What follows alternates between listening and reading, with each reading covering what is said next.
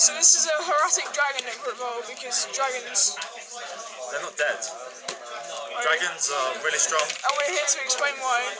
Basically, these 4 cards should be banned because they're really, really strong. They're the worst card design that's ever been done in a long, long time. Like Dark-Home Dragon's a horrible card and it should never have been made. But these cards are like ridiculous and shouldn't be made even more. But whatever.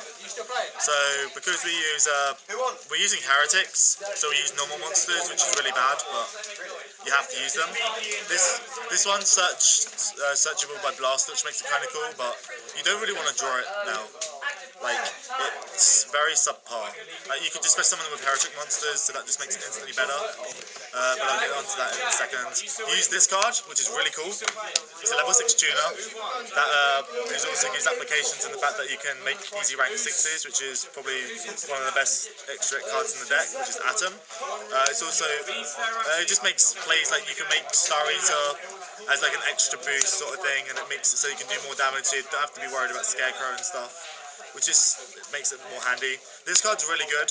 I really want to main multiple of it. The only problem with it is you can't fit many more what the fuck's it called? Trident Dragion.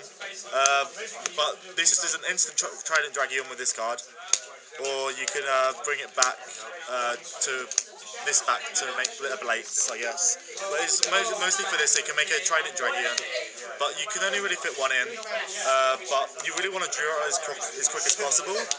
So this could potentially go up to 2 or 3, I don't know yet. I don't like the idea of it in multiples either, because that could just be really dead. Because your normal summons can be quite important, because you have to use Estet sometimes. Sometimes you have to tribute for, what's it called again? Tefnuit. Sometimes you have to tribute for that, so your normal summon can be kind of useful sometimes. So maybe 1 is probably the perfect number, I don't know. Mainly on DD Crow, I think this card's very underrated right now. It's very subpar against like Fire Fist or Marmels, which are very popular right now. But against the Mirror Match, which is the only deck I'm really scared about, this has a lot of advantages. Not many people use more than 1 level 6 normal monster, so if you do to that, then it's screwed. Later on in the grind game, like if they're using an Elemental Dragon like against Marmels or Fire Fists, you can Crow their Blaster or Tidal, so you don't have to be scared about it. It's good against Madolches because Hoot Cake doesn't remove as a cost. There's a lot of other cards, but yeah, the DD Crow just generally is a very good card that's very underrated. Maxi, because Marmels, Dragons, Madolches, there are a lot of decks that it hurts, and I feel that right now, with all the hype that this deck's getting, that Maxi in the main is going to be needed after this weekend, especially after Nashville and Sydney. Then we go with the 1 Neb set. This is, you don't really have much space for many Heretics as you like to as standard, but I really like the applications this has of just destroying monsters, and the fact that it can easily make it means you don't have to use Estet to make a Star Eater, and it means you can continuously keep on tribute summoning to bring out loads of normal monsters, which makes this a better choice than Estet sometimes. 3 Sue, obviously destroying spell and trap cards is very good. It's a level 6 which you can tribute as a special summon, meaning the level 6 6Cs options is always applicable. This is your Barbaros. This is needed because you don't always have Tefnuit. It also means that you can copy normal monsters. So you can copy a 1 if you wanted, but it's more so for the copying a level 6, which can be really strong. This is the Cyber Dragon. This needs no explanation really. It's just to start off the combos. Dark Hole. This is seeing more play now because dragons aren't as big of a thing as in multiple dragons on board, so that's why it's good. Econ adds to more plays of Heretics because when you tribute Heretics, they trigger from Econ. It means that it's more explosive. I might want to put it to 2 or something, but at this point in time, I'm not even running Book of Moon, so probably only 1 for now. 2 Dragon Shrines. It gets rid of your normal monsters so you don't have to draw them, and whilst also filling a Dragon Ruler into the graveyard as well, which is really strong for when you're going for the explosive plays. 3 upstarts because 37 cards is better than 40. 3 Rotors. Warning, it's good. Torrential, it's good. Bottomless, it's good. Raigeki Break It's good. no, like you don't. Come on, if you need to be explained these. Yeah, I'm gonna explain like why this deck runs trap cards in a second, but like discard dragon rulers, you don't always need like cards in hand. How many traps do you run overall? 10. Oh, that's quite a lot. It is. 2 trap stuns. You want your plays to resolve, and generally this is better than 7 tools because you don't really want to. Like 7 tools is only like really good in the fact that you can Wasn't me. warn. You can negate warning, but you can do this preemptively, but that's kind of bad at the same time. You have the problem with the fact that if you trap stun preemptively and then they max C while you're through your combo, then you've wasted the trap stun, which can be really bad. But overall, this is more efficient over than 7 tools. Why do you want to give me 30 and I'll give you Mirror 90? Force. I only run 1 though. I wanted to fit another one in, but we needed to find space for another trap stun, which is really annoying. But I'd probably side the second one, like if I rethink my side deck. But this card's really strong. And then 3 of this card. Well, it's going to be whoever special mentions. Basically, this makes it so that your dragons are really easy. It makes your plays better with. It makes your plays better with Scrap Dragon and Trident Dragon.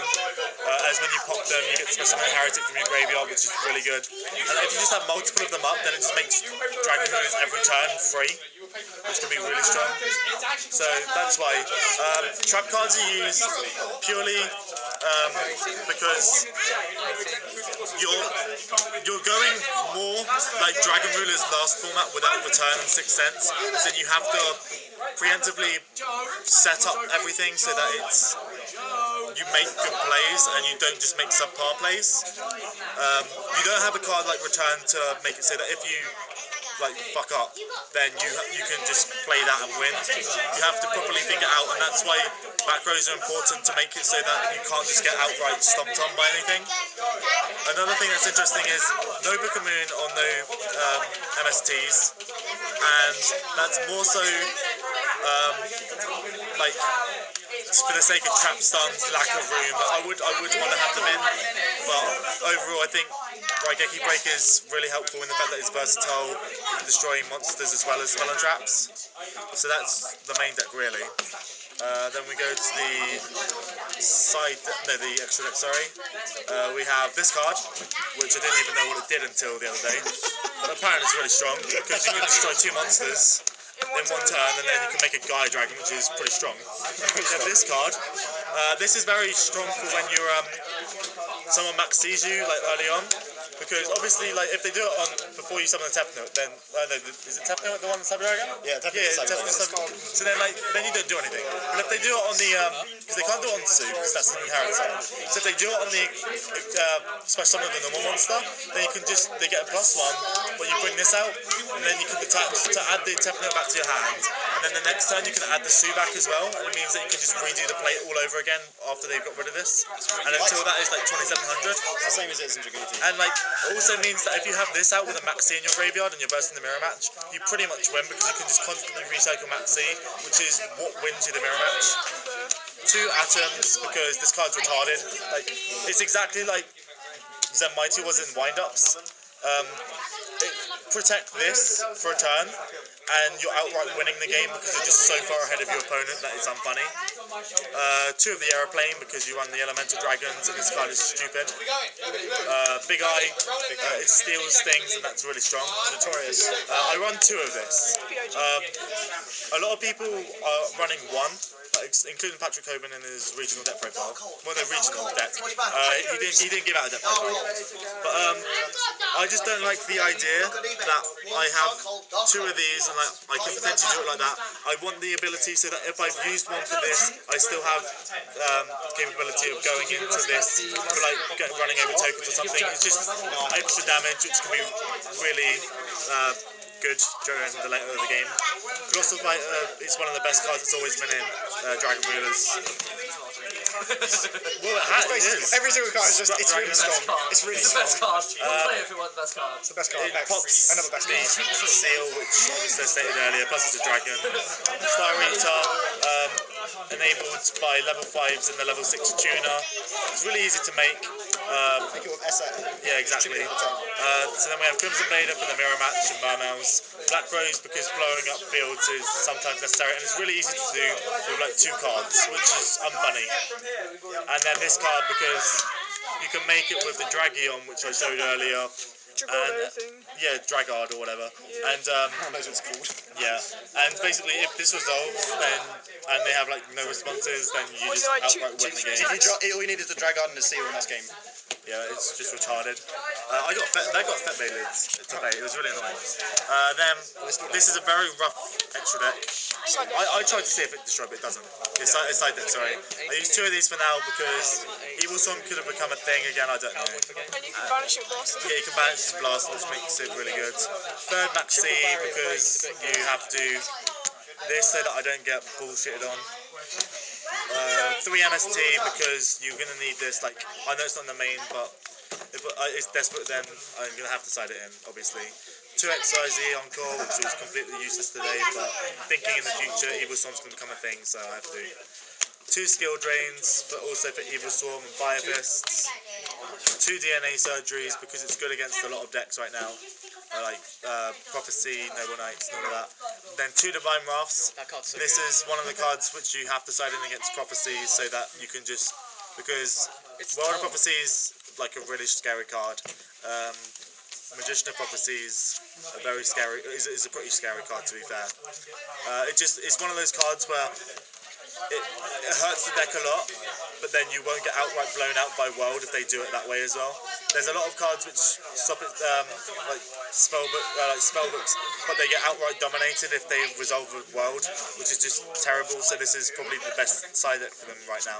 Yeah, it's just the best card you have. And the fact it's counter trap. You just win if you just open it against Prophecy. Like it just puts you so far ahead. Yeah, it puts you so far. Any final comments about the deck? Obviously, you're going to see over this weekend how well it does at Nashville and I'll put it up Sydney. like tomorrow or tonight. Yeah, you're gonna see it by Sydney and Nashville regardless. This is before like they've ended. This is But what, the 17th of January?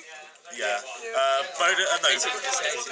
Robert Biagin at the moment is X1 with him. He just lost in the last round. He's 2nd in Swiss. We also have Bowden Temniak that's X1 with it in Sydney as well. I don't know if Barrett Keys is using it, but I'm pretty sure he's using it as well. He's X1, and I'm assuming there'll be quite a lot of other people that will be using it that are on the top tables. His deck's just really strong.